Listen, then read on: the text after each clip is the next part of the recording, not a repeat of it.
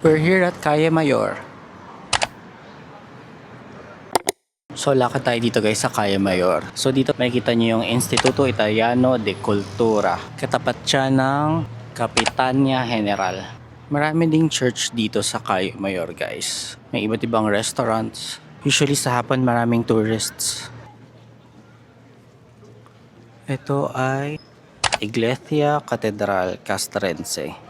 So tabi-tabi dito ang restaurants and souvenir shops.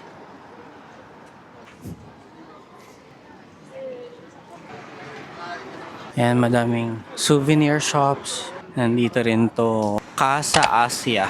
Pag diniretso nyo to guys, papunta na tong Puerta del Sol tsaka Mercado de San Miguel. Matadaanan nyo rin to dito. So this is Plaza de la Villa. Ayan, we're now here at Plaza Mayor. Daming tourists today. But yeah, that's Calle Mayor.